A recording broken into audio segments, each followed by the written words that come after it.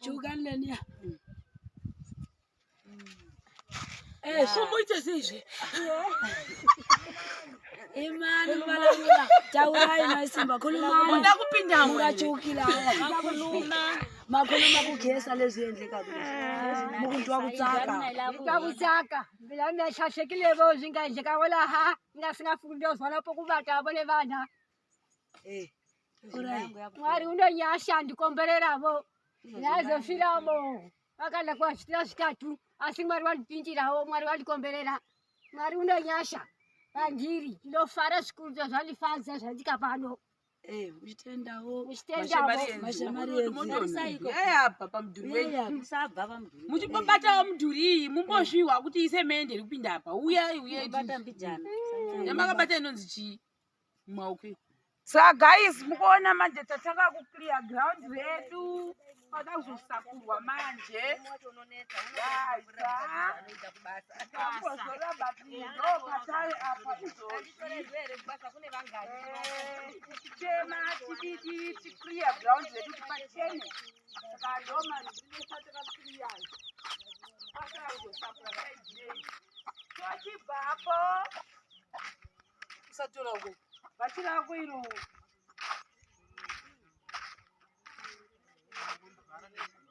Another neighbors. Sasa ndio shiripo hapa sasa kwese kunoku chakusakura kunoku. Waziyaji yedu changeza kanangana nechine mutiwo chidai miti yasiwa yese iyo yanenge yakanangana nayo saka chasakura kwese kunoku. Atina mapadza saka chatozokumbira kuti tikwanise kusakura. Samukuona gomba redu retoilet ndo iri noradza gomba retoilet for the people.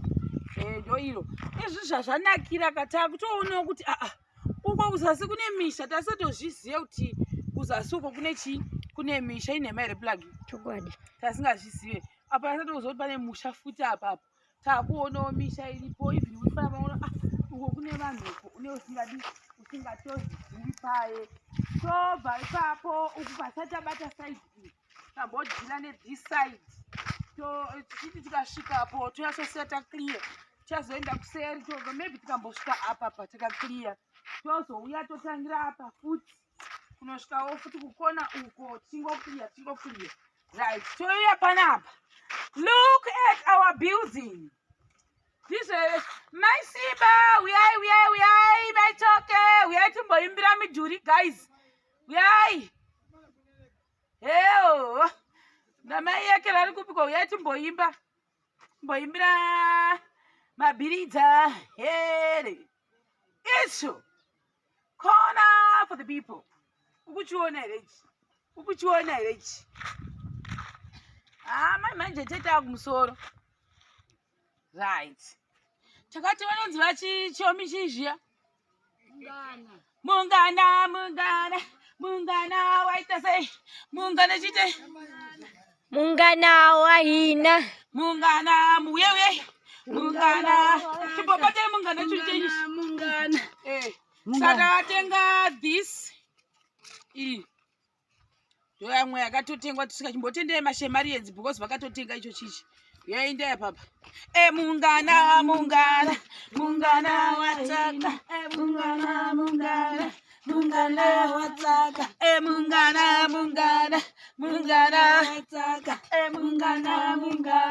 Mungana wataka.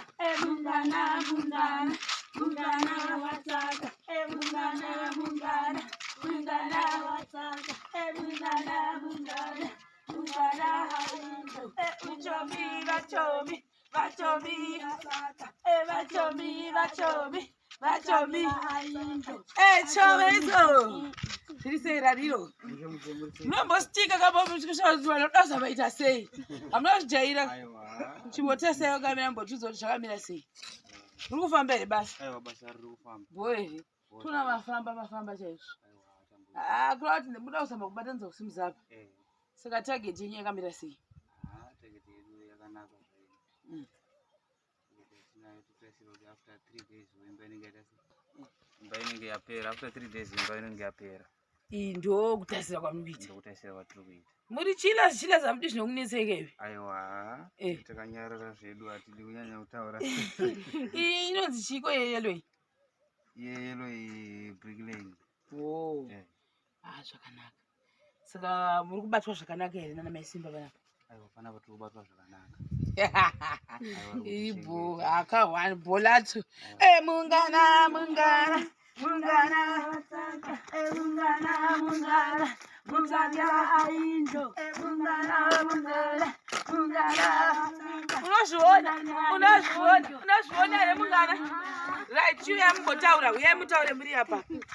Uyai apa. Mungana. Taura chiwe, tasai vakataura mukamera. Chukanlenia. Kumuita seizve. Imani malamula. Taurai MaiSimba khulumani. Unoda kupinda mungachukila. Makhuluma kugesa leziyendleka kulezo. Mukuntu Wakutsaka. Bila ndashashekile bo zingandleka wala ha. Ngasingafunda uzwana pokubata abone vana. Mwari unonyasha ndikomberera bo. Yazofira mo. Akanda kwa chitira chitatu. Asi Mwari walipinjirawo, Mwari walikomberera. Mwari unonyasha. Bandiri, ndofara sikuru zvalifanza zvandika pano. Muchitendawo. Shemarians. Apa pamudhuri wenyu. Muchibatawo mudhuri iyi mumbozviwa kuti isemende iri kupinda apa. Uyai. Bata mbijana. Yamakabata inonzi chii? Mumaoko. Waya. Yei. Chitasai kukameza. Tasayo. Wei. Moti waya kusunga nechi? Kusunga nyumba. Bacho. Alright. Chimbotaura ichi. Iswa muzvionako maShamarians itwa kutsaka muikoma kahle tisemende takatavuya sezvimvya ina yakayahela le iyo muivonako MaiSimba vakomba kutsaka imbilu ikwayo naikesana sabhuku vangainyika swidhina leswi atiri wafamba na jecha swiungene hikwaswo haleno atiri wakona se uya na ukhawu na uvoneka kuseka tiriwa manje zvihambe nato la ingasta takona nyamutlha se swavoneka ku indlo se inyimile MaiSimba vatwa kutsaka loko va vona indlo ya vona ni nyika ku khesa na stixero va vuyela nexikafu lexi va nga na xona na yi dlaya xurha na mabiridi ya hina ni nyika ku khesa swinene. Amachono lichona njani pheche yakhona ngapho zihlobo lamaSamarian lichona njani thina hayi si right sivukele njalo nje namhlanje lapha khona Simba la sibona umsebenzi wakhona hayi uqhubekela phambili and amabhilidi akhona kabami and bacha ichop wenzela ukuthi izulu likhanya ngani hayi lithwele mani hey lifuna ukukhiza futhi namhlanje so sikhala kuNkulunkulu ukuthi ngawe uyasimelela mbijani ngenxa yokuthi hey into ezingapha konke lemasimini otherwise singaluza so sifuna ukuthi kuchaywe masinyane lokuhamba zonke indawo hey siyathaba kakhulu ngenxa yokuthi into esenzela yona lisiphathela amasimenti ukuthi sizoyakha indlu leyiphele bayakha amabhilidi ethu lawa hayi abathwele umsebenzi onzima okumangalisayo hey kubuhlungu lokho hey nxa sikukhangele thina sibona ngani ku easy but bona hey bathwele nzima njani kubuhlungu kumnandi but siyathakazeka enhliziyweni zethu umama lo hey bamzwela usizi maSamarian mzwela usizi incedile kakhulu hey siyathaba kakhulu siyabonga njalo nje nontombazana lo othiwa ngusisiyero elimthumeze ngapha ukuthi aze enceda laba abadubekileyo adobhe lapha lalaphana hey siyabonga kakhulu sikuthakazelele kakhulu lokho elikwenzayo akula abanye abakwenzayo ngaphandle kwenu lina ngakhona ngapho asilazi but siliphathelwe ngusisiyero elimthumileyo ukuthi abe nguye uNkulunkulu walapha ekhaya siyabonga maSamarian lingabuyele emuva qhubekelani phambili ngomusa wenu uNkulunkulu abe nani siyabonga. Amen.